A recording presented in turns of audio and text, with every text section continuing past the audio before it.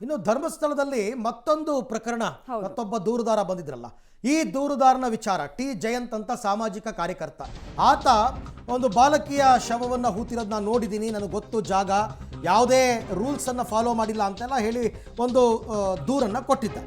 ಈಗ ಬಾಲಕಿಯ ನಿಗೂಢ ಸಾವು ಆರೋಪಕ್ಕೆ ಸಂಬಂಧಪಟ್ಟಂತೆ ಮತ್ತೊಬ್ಬ ದೂರುದಾರ ಜಯಂತ್ ಪ್ರಕರಣ SITಗೆ ಪೊಲೀಸ್ ಮಹಾನಿರ್ದೇಶಕರೇ ವರ್ಗಾವಣೆ ಮಾಡಿದ್ದಾರೆ. ಮೃತದೇಹ ಹೂತಾಕಿರೋದನ್ನು ನೋಡಿದ್ದೀನಿ, ಜಾಗ ಗೊತ್ತಿದೆ ಅಂತೆಲ್ಲ ಆತ ಹೇಳಿದ್ದ. SIT ಕಚೇರಿಗೆ ಬಂದು ಕಂಪ್ಲೇಂಟ್ ಕೊಟ್ಟಿದ್ದ. ಅದಾದ ನಂತರ ಆ ಕಂಪ್ಲೇಂಟು ನಿಮ್ಮ ಪೊಲೀಸ್ ಮಹಾನಿರ್ದೇಶಕರ ತನಕ ಹೋಯಿತು. ಅವರು ಅದನ್ನು ಮತ್ತೆ ವಾಪಸ್ಸು ಇವರಿಗೆ ಕೊಟ್ಟಿದ್ದಾರೆ. ಇಲ್ಲಿಗೆ SIT ಅವರಿಗೆ ಈಗ 2 ಪಾಯಿಂಟ್ ನಂಬರ್ 6ರಲ್ಲಿ ಸಿಕ್ಕಿದಂತಹ ಮೂಳೆಗಳ ವಿಚಾರ, ಅದೊಂದು ಪ್ರಕರಣ, ಮತ್ತು ಈ ಜಯಂತ್ ಪ್ರಕರಣ, ಎರಡನ್ನೂ ಕೂಡ ಅವರಿಗೆ ವರ್ಗಾವಣೆ ಮಾಡಿದ್ದಾರೆ. ಇದರ ಇನ್ವೆಸ್ಟಿಗೇಷನ್ ಕೂಡ ಇನ್ನು ಮುಂದಕ್ಕೆ ನಡಿಬೇಕು. ಬಟ್ ಇಲ್ಲಿ ಪ್ರಶ್ನೆ ಇರೋದು ಸರ್, ಈ ಜಯಂತ್ ಅನ್ನುವ ವ್ಯಕ್ತಿ ಲಾಸ್ಟ್ ಒಂದು 5-6 ವರ್ಷದಿಂದ ಅಂತೂ ಕೂಡ ಧರ್ಮಸ್ಥಳ ಕ್ಷೇತ್ರ ಮತ್ತು ಅದರ ಆಡಳಿತ ಸಿಬ್ಬಂದಿ ಮೇಲೆ ಆರೋಪ ಮಾಡಿಕೊಂಡು ಹೋರಾಟ ಮಾಡಿಕೊಂಡೇ ಬಂದವರು. ಈ ಅನಾಮಿಕ ವ್ಯಕ್ತಿಗೆ ಜೀವ ಭಯ ಇತ್ತು, ಆತ ಅಪ್ಸ್ಕೊಂಡಾದ, ಓಕೆ. ಇವ್ರು ಹೋರಾಟ ಮಾಡ್ಕೊಂಡು ಬಂದವರು ಅವಾಗಲೇ ಯಾಕೆ ಕಂಪ್ಲೇಂಟ್ ಕೊಡ್ಲಿಲ್ಲ, ಈಗ ಕೊಟ್ಟಿದ್ದು ಯಾಕೆ ಅನ್ನೋದು ಒಂದು ಪ್ರಶ್ನೆ. ನನಗೆ ಸರಿಯಾದ ನಂಬಿಕಸ್ಥ ಅಧಿಕಾರಿ ಸಿಕ್ಕಿರಲಿಲ್ಲ ಅಂತ ಕೊಡ್ತಾ ಇರೋ ರೀಸನ್. ಮತ್ತೋರ್ವ ದೂರುದಾರ ಈಗಾಗಲೇ SIT ಕಚೇರಿಗೆ ಹೋಗಿ ಅಲ್ಲಿಂದ ಧರ್ಮಸ್ಥಳ ಪೊಲೀಸ್ ಠಾಣೆಗೆ ಬಂದು ಒಂದು ದೂರನ್ನು ನೀಡಿರುವಂಥದ್ದು. ನಮ್ಮ ಜೊತೆ ಜಯಂತ್ ಟಿಯಾನ್ ಇದ್ದಾರೆ. ಜಯಂತ್ ಅವರೇ, ಈಗಾಗಲೇ ನೀವು ಕೊಟ್ಟಿರುವಂಥ SIT ದೂರು ಒಂದಾದರೆ ಅಲ್ಲಿಂದ ನೀವು ಧರ್ಮಸ್ಥಳ ಠಾಣೆಗೆ ಬಂದಿದ್ದೀರಿ. ಇಲ್ಲಿ FIR ದಾಖಲಾಯ್ತಾ? ಆ್ಯಕ್ಚುಲಿ ಒಳಗೆ ಕಾಲಿ ದೂರು ಕೊಟ್ಟು ಬಂದರೆ ಹೇಗೆ ಸರ್? FIR ದಾಖಲಾಗಿಲ್ಲ. ಅಲ್ಲಿ ಪ್ರಕರಣವನ್ನು ರಿಜಿಸ್ಟರ್ ಮಾಡಿಕೊಂಡಿದ್ದಾರೆ ಸರ್ ಅವರು. ರಿಜಿಸ್ಟರ್ ಮಾಡಿ ಇವಾಗ ಅದನ್ನು SITಗೆ ಕಳಿಸಿಕೊಡ್ತಾ ಸರ್ ಅವರು. ಯಾಕೆ FIR ಆಗೋದಿಲ್ಲ, ಅದು ಹೇಗೆ? ಅದು ಇವಾಗ SIT ಅವರ ತನಿಖೆ ಯಾವ ರೀತಿಯಲ್ಲಿ ಗೊತ್ತಿಲ್ಲ, ಆ ಕಾನೂನು ಯಾವ ರೀತಿಯಲ್ಲಿ ಉಪಯೋಗಿಸ್ತಾ ಇದ್ದಾರೆ ಗೊತ್ತಿಲ್ಲ. ಅದನ್ನು ಹುಡುಕ್ತಾ ಇದ್ದರು, ಯಾವ ರೀತಿಯಲ್ಲಿ ಏನು ಮಾಡಬೇಕಂತ ಏನೋ ಸ್ವಲ್ಪ ವಿಳಂಬ ಮಾಡ್ತಾ ಇದ್ದರು. ಅದಕ್ಕೆ ಈಗಾಗಲೇ ಪ್ರಕರಣವನ್ನು ರಿಜಿಸ್ಟರ್ ಮಾಡಿದ್ದಾರೆ, ರಿಜಿಸ್ಟರ್ ಮಾಡಿ ಕಳಿಸಿದ್ದಾರೆ ಸರ್. ನೀವು ಅದರ ಜೊತೆ ಒತ್ತಾಯ ಮಾಡ್ತೀರಿ ಇದನ್ನು ಪೊಲೀಸರು ತನಿಖೆ ಮಾಡೋ ಬದಲು SITಯೇ ತನಿಖೆ ಮಾಡಬೇಕು ಅಂತ. ಯಾವ ಉದ್ದೇಶದಿಂದ? ಪೊಲೀಸರ ಮೇಲೆ ನಂಬಿಕೆ ಇಲ್ವಾ ನಿಮಗೆ? ಹೇಗೆ ನಂಬಿಕೆ ಇದ್ದರೆ ನಾನು ಈ ಹಿಂದೆನೇ ದೂರು ಕೊಡ್ತಾ ಇದ್ದೆ.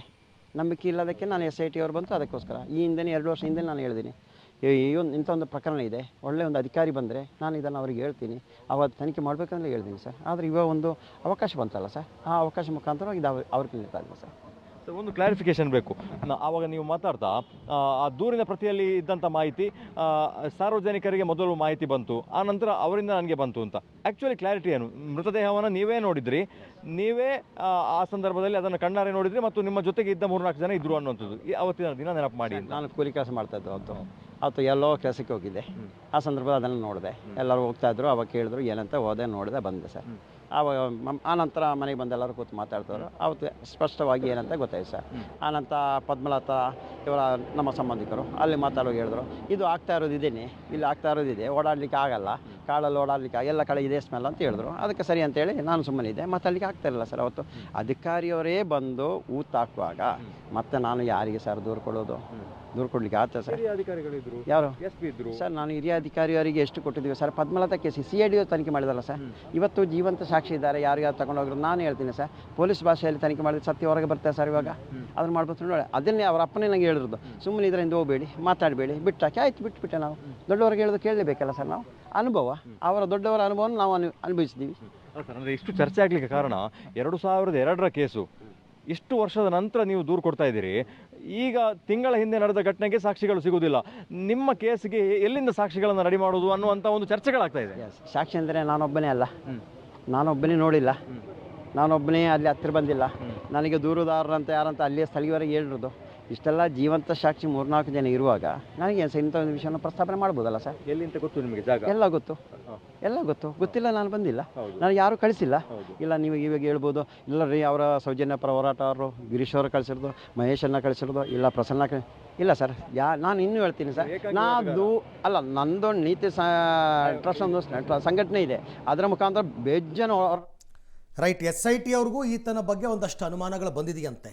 ಅದಕ್ಕೆ ಈ ಮೊದಲನೇ ದೂರುದಾರ ಇದನ್ನಲ್ಲ, ಅಲ್ಲಿ ಮಾಡಿದ ತಪ್ಪಿಲ್ಲಿ ಮಾಡಬಾರ್ದು ಅನ್ನೋ ಕಾರಣಕ್ಕೆ ಮೊದಲ 2-3 ದಿನ ಈತನನ್ನೇ ಇಂಟ್ರಾಗೇಟ್ ಮಾಡಿ, ಇದು ರೈಟ್ಫುಲ್ ವೇ ಆಯ್ತಾ, ಆಮೇಲೆ ನಾವು ಅಗಿತೀವಿ ಅಂತಕ್ಕಂಥ ತೀರ್ಮಾನಕ್ಕೆ ಬಂದಿದ್ದಾರಂತೆ. ಆ ತೋರಿಸೋ ಜಾಗದಲ್ಲಿ SIT ಅವರು ಇವತ್ತು ಈತನ ವಿಚಾರದಲ್ಲಿ ಏನು ಕ್ರಮ ತಗೋತಾರೆ ಅಂತ ನೋಡೋಣ.